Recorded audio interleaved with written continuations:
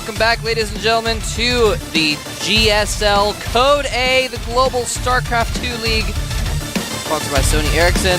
This is the round of 16 of Code A, which means that today is the second half of that round, and the players that win today go to the round of 8. They are in the up and down matches, and they are 2 matches away from the finals and a Code S spot, actually. And remember, anyone who advances today gets that open down spot, and they're going to be playing against the likes of players like, actually, I was going to say MC, but I'm like, actually, MC's gone. Oh, actually, no. Actually, he's gone. I was like, MC, I'm like, wait, no, that actually happened last time. I think you're thinking about Puzzle. Yeah, Puzzle. Puzzle will be the Protoss that fell down to the up and down matches from Code S this season. And, yeah, a lot of good players going up into the up and down matches already from Code A from yesterday. But, yeah, man, this is a really important match because today, if you win your match, you can come back next week, join the game, sit there, scratch your head, play some video games on your iPod or something like that while you lose your games, and you're still in the up and down matches. It's true. No matter what happens, still in those up and downs. Ultra makes a good point. Even if you go for a roach baneling attack and put your banelings behind your roaches, you'll still be against 5 cannons, you'll still get the up and down matches. So I don't even want to talk about that roach baneling attack anymore. Like, I'm sorry. All the I'm sorry to bring up like, the bad memories did for you. Did that really happen? Like, did we watch this happen? Am I, like, seeing the world in a different way than was what's really happening, or did that actually happen? No, it actually happened. I watched the replay. It actually happened, yep. You were there, man. I was there. I saw it firsthand. And I saw Fruit Dealer laugh in his booth, and I was like, it's not funny, man. You know, one thing I want to say about Fruit Dealer, only once have I ever seen him dejected after a loss. He usually takes his losses pretty well. Was it the time he lost to DTs? It was the time he lost to Nesty.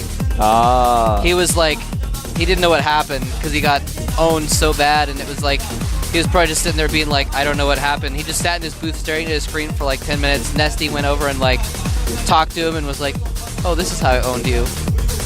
Anyway, but yeah, Fruit Dealer, very happy-go-lucky guy, doesn't take things too seriously. But here is a player who's probably going to be taking this seriously because Dream, this is his debut. Yeah, he was able to knock out Trickster 2-1 and took Trickster all the way out of the GSL. Former Code S player. He's fallen a long way, and Dream he's been in Code A a few times. Oh, yes. Not to be confused. That's right. No, you're right. He's not to be confused with I Am Dreamer. Of course, sometimes known as I Am Dreamer TT, as part of his ID on Battle.net. Now this guy, Epic So Lucky, was able to advance 2-0 over Naniwa with just really good play of Roach drop, a Hydra drop, taking out Naniwa, similarly to how Naniwa lost actually against Czech in the previous season. Yeah, and he had some really good muta play actually as well. Yeah, he really did. Yeah, now I remember Dream actually. Yeah, alright. I was looking back at his stats and like, oh yeah. There was one season of Code A where I didn't watch the beginning of it because there was just a time when I was like really, really busy with other stuff, so I couldn't watch like the round of 32. I missed out on Dream's games then, but he actually did pretty well a couple seasons ago. Beat a player named Reddy. Beat OGSJ. Actually got to the up and down matches. OGSJ was the guy he beat with the SCB Hellion all-in. Oh. Nice. And he ended up losing to Lenok that season. Yeah, all-ins didn't work on Lenok. He actually, if I remember correctly, when he lost to Lenok, he actually was able to kill Lenok's hatchery with a bunker, but then still lost to him. I think I was thinking of someone else, because now I'm looking at Dream, I'm like, oh yeah, I remember all these games that he played. I must have been thinking of some other Terran player that's, I don't know. Anyway. Well, you might be thinking of I Am Dreamer, who's maybe that's he's okay, but he's never really played in Code A. He's played in the team league. That might be it. Anyway, so Dream is going to be playing against Lucky here at TVZ. It's going to be on the map Crossfire. We're going to get started very, very soon. Both these players, even if they're not new to this, really have not shown themselves too strongly in the GSL before, so they both want this win very badly. We're going to see who's going to take the first game here at the GSL.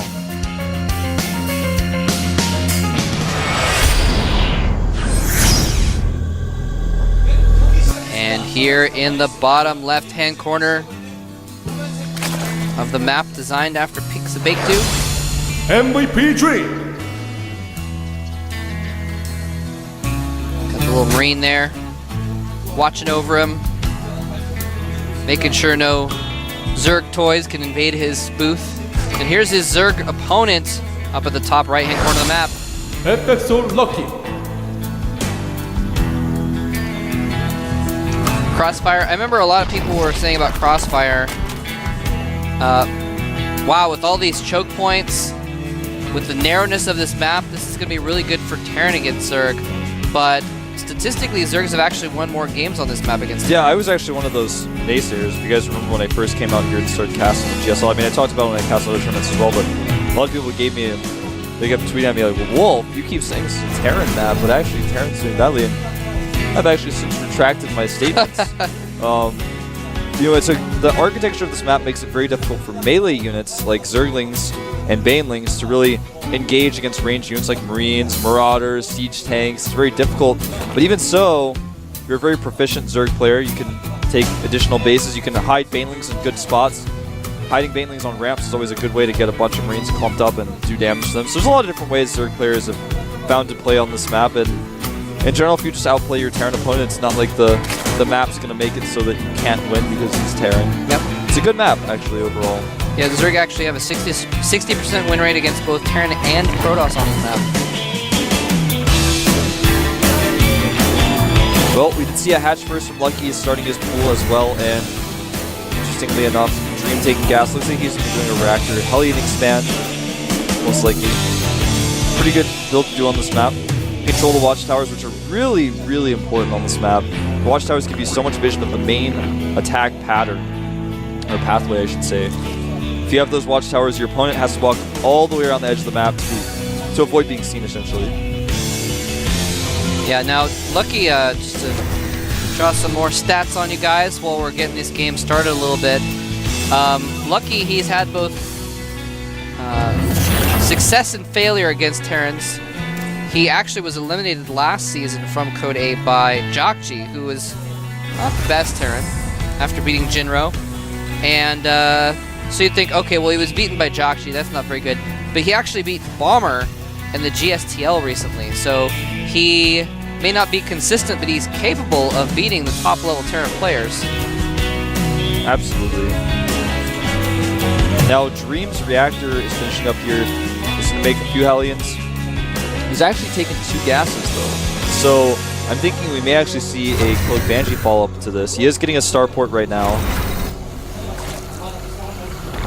Now, what is Lucky going to do now? I want to know what his next plan is going to be here. Now, he's obviously starting a Spine right now. Very smart to do this. Yeah. He doesn't actually know what's going on, but he has scouted the gas, so you can expect there are going to be some Hellions. It's become almost a standard thing for Zergs to just build that Spine at the front of their natural, just because there's Hellions so often these days. React your Hellion expand is just, become so standard that it just makes sense to build a Spine. Yeah, it's like you scout 2 racks. No. It's like a flowchart. It's like 2 racks. No. Reactor Hellion expand. That's the only other answer. But in this case, it's not going to be an expand. It is going to be a Cloak Banshee follow-up. I mean, a Spine Crawler is going to be helpful against pretty much anything, except for Cloak Banshees. Exactly. And he has enough money for Cloak now. Is he going to get it? Looks like he may actually just make Banshees and not get Cloak. He has a lot of gas saved up, though. I find that a little bit weird. He's just not going to get it. Well, he's going to put down a tech lab on his factory, and he may transition into Tank Marine out of this, so he may be thinking about getting Siege mode. It's always good to have those Banshees around that can control the watchtowers, which, like I said, are so important on this map. Yeah. These Hellions aren't really able to do anything because Lucky's got his ramp blocked by a Queen. He's got Spines next to that Queen, so if the Hellions try to force their way up, they're going to get stuck, and the Spine's going to do so much real damage. Yeah, very smart defense. And yeah, it looks like he is just going to be following... he actually is going to be doing a timing attack. Tank Marine Banshee. Yeah. He's actually doing the 1-1-1 that everyone always complains about. He's actually doing the Tank Marine Banshee timing attack versus Zerg, which can work even better than it does against Protoss, depending on what opening the Zerg goes for. If the Zerg doesn't have a Baneling nest at all, it becomes extremely difficult to hold this. But what's different in this case is even if he does have a Baneling nest on this particular map, if he can hold the high ground near that ramp that the Hellions just went up. You can put tanks there and bait the Banelings into the tanks and kill the Banelings that way and then push in while the Banshees are still doing damage all the time during this. Yeah, the Banshees can just do so much damage during all that. It's tough, man. And if he somehow in the midst of all of it gets the Queens, then it doesn't matter if he loses everything else. The Banshees can clean up and it can be an even trade at the very least. So it's very, very strong. Now, these a lot of Hellions, Zerglings are out. Yeah, there's a lot of Zerglings, and he knows about these Hellions, but he can't do anything about them because he doesn't have speed yet. It's about to finish. He actually may try to catch these Hellions after speed finishes. But back at home, Dream has got 2 Banshees. He's got his 3rd Siege Tank about to pop. 2nd Siege Tank, excuse me, 3rd Banshee. And the Hellions are taking a little bit of fire up at the natural. And giving a little bit at the same time. And giving a little bit as well. But it looks like Dream is moving out for his attack. He's even bringing some SCVs along with this, rallying all of his buildings to the front. A macro hatch going down to the main. Oh, the Zergling really is moving out. He may see this push. Yes, he sees it. He knows exactly what's going on now. Smart scout. Baneling nest is almost complete. And these Banshees are going to go right for the spines. Actually, may go for the Queen first to eliminate that anti-air. Spore Crawler's being made. But he actually could target down the Spore Crawler if he wants to. He hasn't realized there's a Spore over there, though, so he hasn't gone for it. Tanks are sieged up. There's a bunker actually being made to help hold this as well.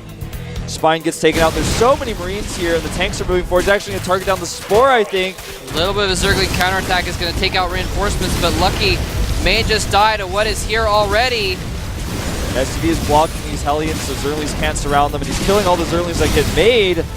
Really smart move by Dream, and Lucky is in trouble. His drones are caught in a corner here where the Hellions can actually do so much damage.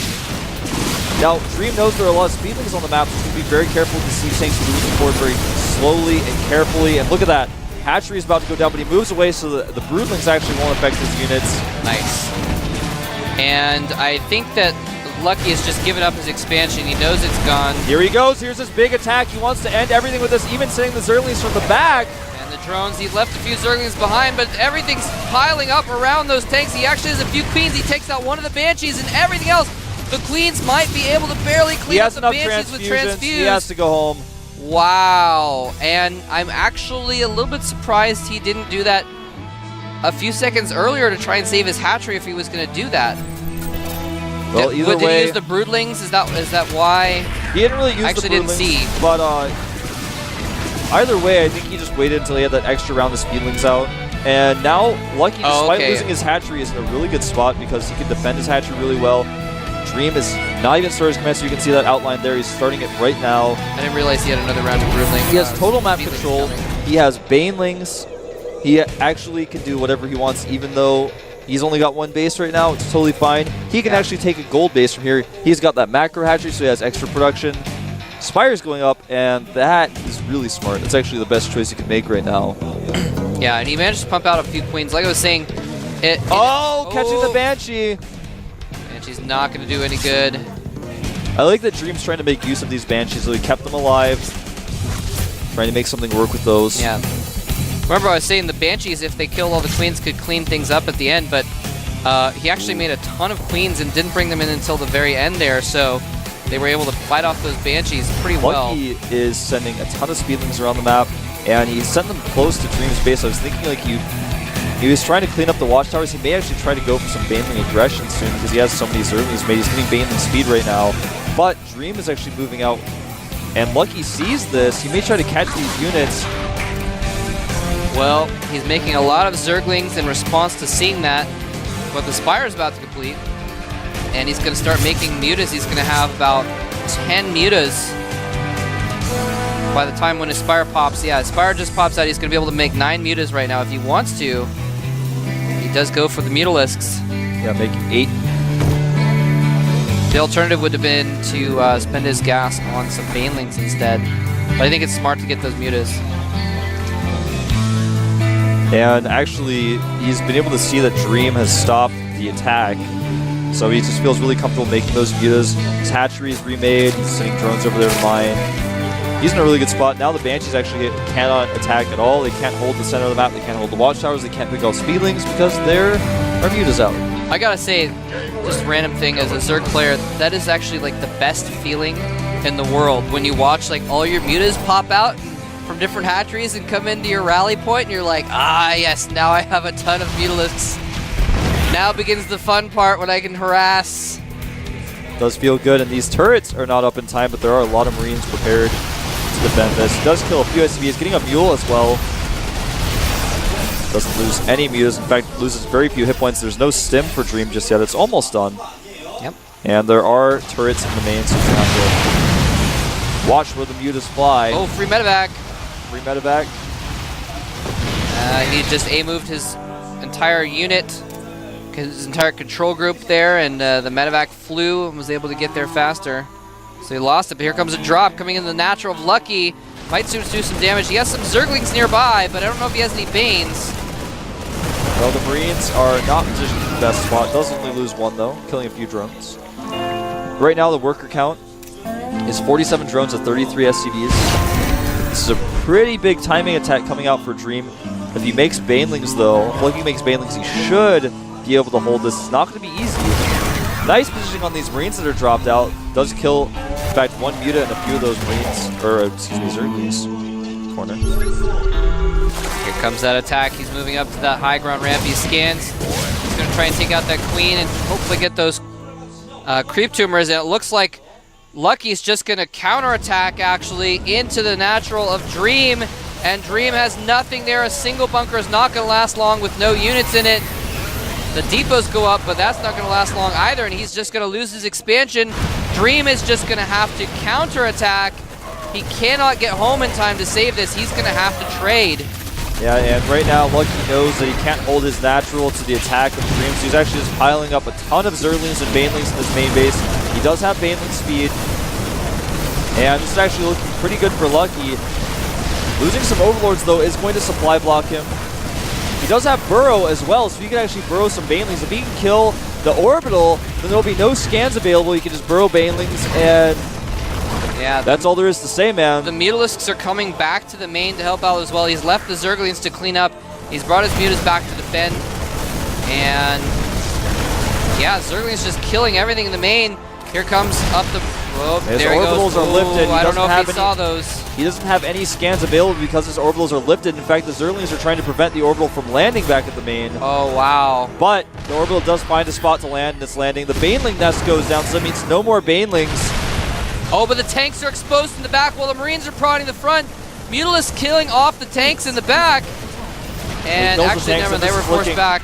This is actually looking like there's no way that Dream can win this. There are just too many Banelings in the main. There are a lot of Mutas out, and he has no production whatsoever. He's already down to 34 supply versus Lucky's 113. Lucky has actually just played this so smart and so patiently. He's starting to hit the buildings, though, so Lucky is running out of time. He's got to attack pretty soon. He has a major supply advantage, but he needs to go pretty quickly. I think he's going to go as soon as these Zerglings pop. And there go the Broodlings. The Zerglings coming out. The Queens, the Mutalisks. The Marines try and run back with the Zerglings. Trap them in place. The Banelings obliterate them, and Dream actually leaves before he watches his army get slaughtered. And Lucky takes the first game. A good day for FXO so far. Holding off all-ins, timing attacks. And I gotta say, I don't think that Lucky was lucky in that game. He actually just played so patiently. Yeah, he played really, really well. Yeah, very patiently. I think that was the... I think it's a good term, because that's kind of... You know, he was patient the first time with that first attack, when his natural was under attack. He's just so patient about it. He's like, all right, you know what? I'm just going to chill in my main, and then I'm going to wait till I have enough to actually kill this before I attack. I'm just going to wait it out instead of panicking. And same thing with that base trade situation. Just did the same thing. He's like, all right, I'm going to wait until the absolute last second, and I'm even going to wait for these broodlings to pop out of this macro hatch that I don't need anymore. Yeah, I don't need the hatchery. Why would I care about it? I'm just going to let it die, but I'm going to make extra Zerglings out of that hatchery. He had very few units during all of that time, so he, or excuse me, very few, like, what's the word? I'm like, very few resources. He had very few minerals, so he couldn't make very many units. There. Yeah, so he was like, all right, well, I just need to hold on a little bit longer. If I can crush this army, he has nothing in his base. I know his orbitals are lifted. And I like the fact that he uses Banelings as well as he could, because he knew the orbitals were lifted. And those are, you know, the only things that could see the Banelings. And he actually actively tried to, I don't know if you guys got a shot of it, block the orbitals from landing with his Zerglings. Very smart. He did end up landing and killing off those 2 banelings that were burrowed in the middle. That was a little bit unfortunate. That would have been kind of spectacular. He did burrow them right in front of him, so he knew they were there. But yeah, so Lucky takes game number 1. Takes game number 1, and game number 2 is going to be on Antigua Shipyard. Yep, and there are competitors right there. Yes, you can see Antigua Shipyard Korean in the back there. Yeah.